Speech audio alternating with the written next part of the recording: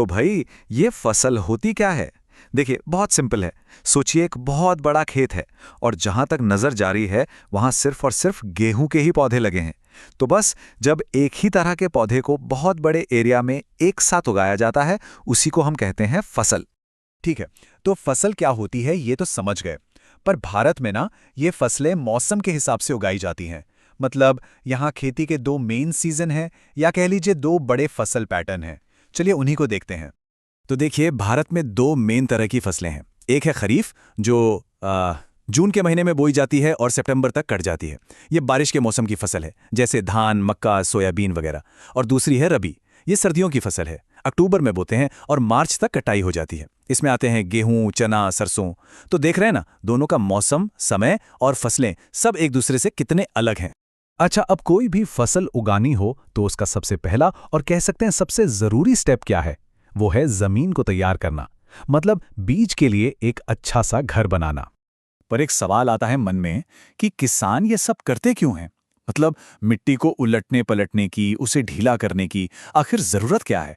चलिए इसके पीछे का साइंस समझते हैं। देखिए, इसके कई फायदे हैं।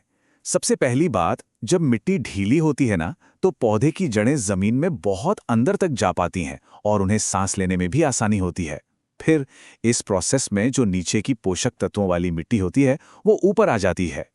और तो और, इससे केंचुओं जैसे जो किसान के दोस्त माने जाते हैं, उनकी ग्रोथ भी अच्छी होती है। साथ में ह्यूमस भी अच्छे से मिक्स हो जाता है।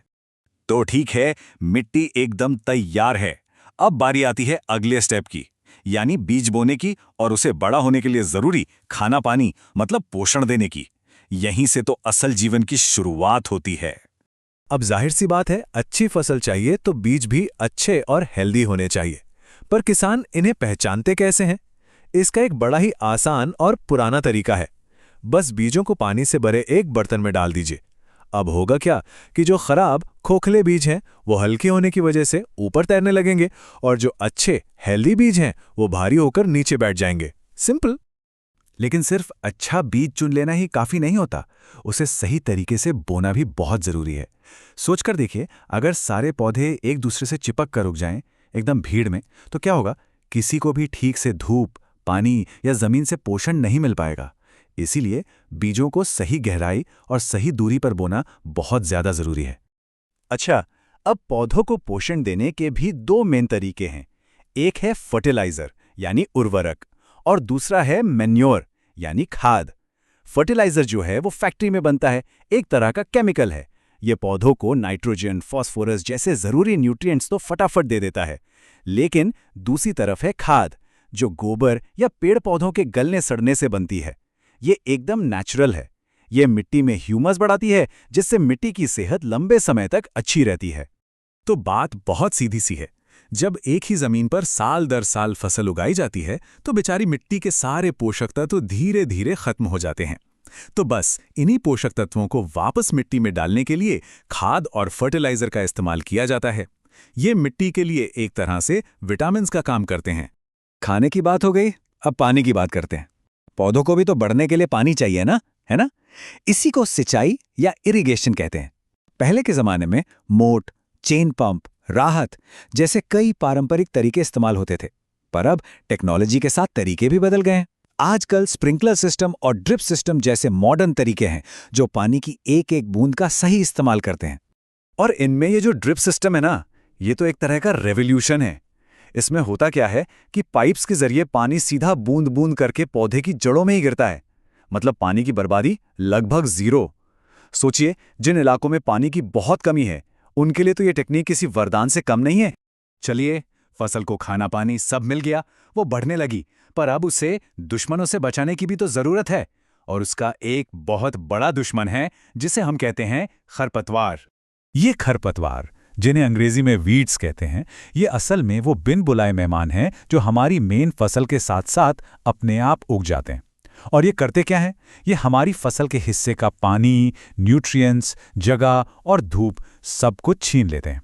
नतीजा, हमारी मेन फसल कमजोर पड़ जाती है। तो भाई, इन बिन बुलाए मेहमानों से छुटकारा कैसे पाया जाए? इसके कई तरीके हैं। या तो किसान जुताई करके इन्हें हटाते हैं या फिर हाथ से उखाड़ते हैं। और एक और तरीका है केमिकल्स का इस्तेमाल करना, जिन्हें वीडीसाइड्स या खरपतवार नाशी कहते हैं, जैसे कि 2,4-D। लेकिन हाँ, एक बात का ध्यान रखना बेहद जरूरी है। ये जो केमिकल्स होते हैं ना, ये किसानों की सेहत के लिए खतरनाक हो सकते हैं। इसीलिए हमेशा ये सलाह दी जाती है कि जब भी इनका छिड़काव करें तो अपने नाक और मुंह को कपड़े से अच्छी तरह ढक लें। Safety first. तो महीनों की देखभाल और मेहनत के बाद आखिरकार वो समय आ ही जाता है जब फसल पक कर एकदम तैयार हो जाती है। ये वक्त है कटाई का, यानी अपनी मेहनत का फल पाने का। अब फसल कटने के बाद भी कहानी खत्म नहीं होती। इसके बाद 3 जरूरी स्टेप्स होते हैं। सबसे पहले हार्वेस्टिंग, यानी पकी हुई फसल को काटना। ये दराती से या फिर हार्वेस्टर मशीन से होता है। इसके बाद होती है थ्रेशिंग, मतलब अनाज के दानों को भूसे से अलग करना। और सबसे आखिर में आता है स्टोरेज, यानी अनाज को सुरक्षित रखना। और देखिए, स्टोरेज का सबसे पहला और गोल्डन रूल है अनाज को नमी से बचाना।